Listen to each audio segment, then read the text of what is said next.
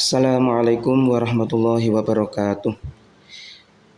Mari kita belajar sejarah kebudayaan Islam bab 3, yaitu sebab-sebab dan peristiwa Fathu Makkah. Sebelum pembelajaran ini kita mulai, mari kita berdoa dahulu. Bismillahirrahmanirrahim. Raditu billahi rabba wa bil islami dina wa bil qur'ani imama wa bi Muhammadin nabiyya wa rasula. Rabbi zidni ilman nafi'a warzuqni fahman jaida. Amin ya rabbal alamin.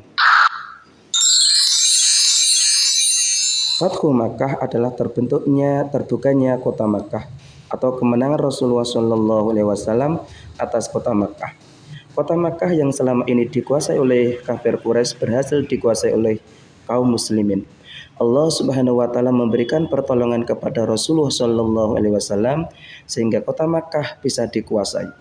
Peristiwa ini terjadi pada 10 Ramadan 8 Hijriah atau 630 Masehi. Setelah mengadakan kemah, Rasulullah SAW bersiap-siap memasuki kota Makkah. Sesampainya di Dzu Tuwa, Rasulullah SAW mengamati sekeliling dan tidak nampak sedikit pun tanda-tanda perlawanan dari kafir Quraisy Makkah. Rasulullah SAW kemudian memanjatkan puji syukur kepada Allah Subhanahu wa taala atas terbukanya pintu Makkah tanpa perlawanan. Namun Rasulullah SAW tetap waspada. Kemudian Rasulullah SAW memerintahkan pasukannya memasuki kota Makkah dari 4 arah. Pasukan pertama dipimpin sahabat Zubair bin Awam, diperintahkan memasuki kota Makkah dari sebelah utara.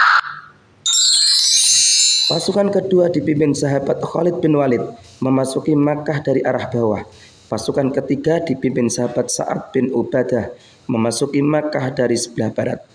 Pasukan keempat dipimpin sahabat Abu Ubaidah bin Jarrah memasuki Makkah dari bagian atas, dari kaki gunung Hind. Rasulullah SAW kemudian berpesan agar jangan menumpahkan darah setetes pun kecuali sangat terpaksa. Pasukan mulai memasuki kota Makkah dan tidak ada perlawan. Rasulullah memerintahkan pasukannya untuk menyampaikan pengumuman saat memasuki kota Makkah. Karena itu bergemuruh suara dari masing-masing arah. Isi pengumumannya adalah: 1. Barang siapa yang masuk ke rumah Abu Sufyan, maka dia aman. 2. Barang siapa ia masuk ke rumahnya sendiri dan menutup pintunya, maka dia aman. 3. Dan barang siapa yang masuk ke Masjidil Haram, maka dia aman. Masuknya pasukan muslim dari 4 arah ini tidak mengalami hambatan. Kaum kafir Makkah menuruti isi pengumuman tersebut, kecuali pasukan yang dipimpin Khalid bin Walid sedikit mengalami hambatan karena dihadang pasukan kafir Quraisy yang dipimpin Ikrimah bin Abu Jahal. Namun rintangan kecil tersebut dapat dihalau. Meski demikian, dengan sangat terpaksa untuk mempertahankan diri terjadi peperangan kecil yang menyebabkan 2 orang muslimin gugur syahid dan 22 kaum kafir meninggal dalam peristiwa penghadangan tersebut. Ikrimah bin Abu Jahal pun melarikan diri. Akhirnya kota Makkah berhasil dikuasai oleh Rasulullah SAW dan para sahabatnya. Dalam sejarah Islam, kemenangan atas kota Makkah ini dikenal dengan istilah Fathu Makkah. Peristiwa ini terjadi pada tahun ke-8 Hijriah. Musuh yang keras berhasil ditaklukkan. Kaum muslimin mengungkapkan rasa syukurnya kepada Allah Subhanahu wa taala. Kaum kafir Makkah yang selama ini menjadi musuh berbahaya bagi keberadaan dan kelanjutan dakwah Islamiyah telah berhasil ditaklukkan. Kaum muslimin menuju Ka'bah Baitullah. Mereka beribadah di sana untuk melakukan umrah. Para sahabat terutama kaum muhajirin dengan bersemangat penuh kemenangan memasuki kota kelahiran mereka.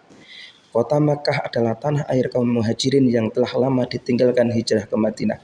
Mereka adalah orang-orang yang taat kepada perintah Allah dan Rasul-Nya untuk berpegang teguh pada agama Islam. Saat ini kemenangan yang diharapkan telah tiba, maka telah terbatas dari cengkraman kaum kafir Quraisy yang sangat memusuhi Islam. Makkah benar-benar menjadi kota yang terbuka bagi kaum muslimin. Dari peristiwa Fathu Makkah dapat dipetik pelajaran bahwa untuk menghancurkan kebatilan dan menegakkan kebenaran tidak mudah, memerlukan perjuangan yang sangat panjang dan melelahkan. Kaum muslimin tidak hanya pangku tangan atau mengandalkan doa saja. Mereka juga berjuang dengan gigih, penuh pengorbanan, baik harta maupun nyawa. Dengan peristiwa Fathu Makkah bisa diketahui bahwa kebenaran harus ditegakkan dengan segenap kemampuan dan cara yang baik, tidak melampaui batas maupun menzalimi pihak lain. Kebenaran harus ditegakkan dengan cara yang benar pula.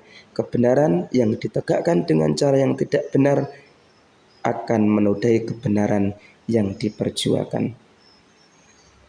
Sekian, terima kasih. Kita akhiri dengan doa selesai belajar. Bismillahirrahmanirrahim. Allahumma inni astaudiuka ma 'allamtanihi fardudhu ilayya inda hajati ilaihi wa la tansani rabbil alamin. Subhanakallahumma wa bihamdika asyhadu an la ilaha illa anta astaghfiruka wa atubu ilaik. Walhamdulillahi rabbil alamin.